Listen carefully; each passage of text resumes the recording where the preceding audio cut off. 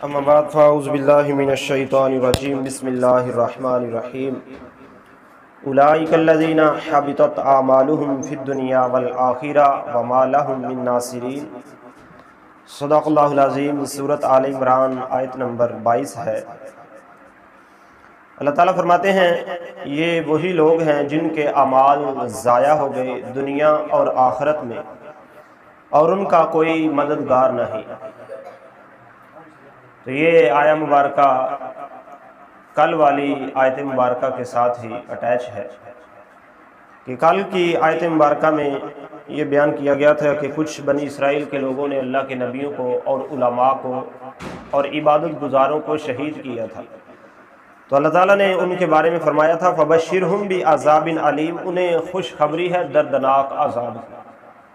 हालांकि खुशखबरी तो अच्छी चीज़ की होती है, लेकिन जो बुरे अमाल करे तो अल्लाह तबारक व तआला ने उसे दर्दनाक अज़ाब की खबर दी है।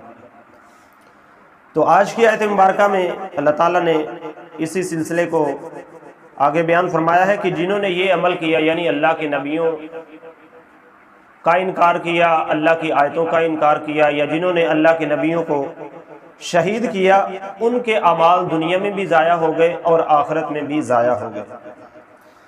तो उन मुजरमों को दो सजाएं मिलेंगी, दुनिया और आखिरत में तो उनकी नेकियां जो हैं वो बर्बाद हो गई, तो ना ही वो नेकियों की बरकत से दुनिया में जो उन पर मुसीबतें आनी थी उनसे बच सकेंगे, और ना ही आखिरत में उनको कोई उन नेकियों का सवाब मिलेगा। जैसा कि गैर मुस्लिम है, अच्छे काम तो वो भी बज़ाहिर कर लेते हैं, मसलन कोई गरीब है उसकी मदद कर देना रुपए पैसे के ज़रिए, बज़ाहिर तो ये अच्छा अमल है, नेक अमल है, लेकिन उनको इसका सवाब नहीं मिलेगा, क्योंकि सवाब का दारो मदार और नेक अमाल की कबूलियत का दारो मदार जो है वो ईमान पर है।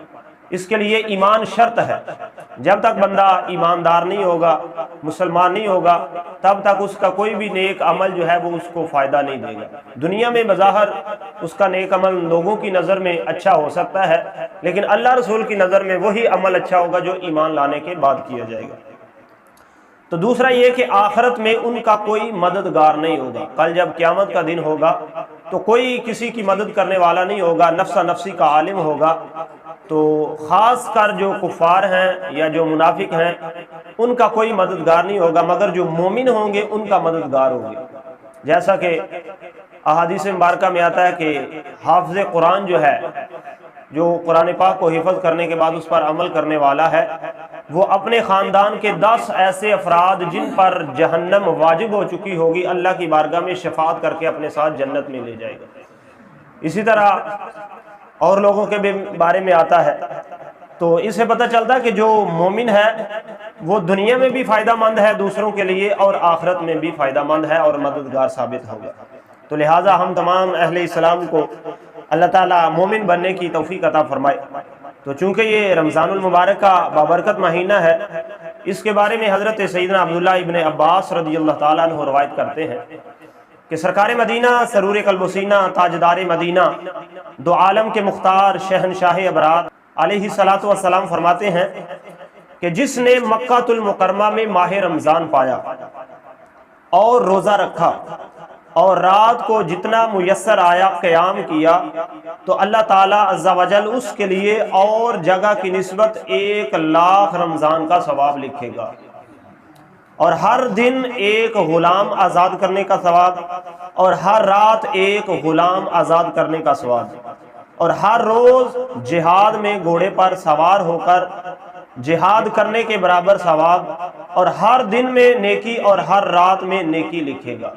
यानी हम यहाँ पर रमज़ान का महीना गुजार रहे हैं, तो इसमें कोई शक नहीं कि इस महीने में बड़ी बरकतें हैं, बड़ी रहमतें हैं, अल्लाह की तरफ से बड़े सवाब के अंबार हमारे लिए मिलने वाले हैं। लेकिन जो यही रमज़ान का महीना मक्कातुल मुकर्रमा में खाना काबा में गुजारता है, उसके लिए अल्लाह के प्यारे हबीब फरमाते हैं कि 1 लाख रमज़ान के बराबर सवाब अता किया जाता है। तो कितने हैं खुशकिस्मत वो लोग जो इस महीने के दौरान उम्रे पर जाते हैं, या वहीं पर रहने वाले जो हैं वो सही तरीके के साथ रमज़ान को गुजारने की कोशिश करते हैं, तो अल्लाह ताला उनको ये अजर व सवाब अता फरमाता है। तो अगर हम भी ये नीयत कर लें कि अगर अल्लाह हमें भी ताकत दे तो हम भी वहां पर जाकर रमज़ान गुजारें, तो हमारी नीयत के बराबर अगर हम ना भी जा सके माली हालात के लिहाज से या ज़िंदगी मोहलत ना दे, तो जब नीयत कर लेंगे तो अल्लाह अपनी रहमत से हमें ये कामिल यकीन होना चाहिए कि उनके सवाब के बराबर हमें भी सवाब अता फरमा सकते हैं, क्योंकि अल्लाह की रहमत के ख़जाने बहुत बड़े हैं। तो लिहाजा हमको अच्छी अच्छी नीयतें करते हुए रमज़ान को गुजारना चाहिए। अल्लाह हमें अमल की तौफीक अता फरमा।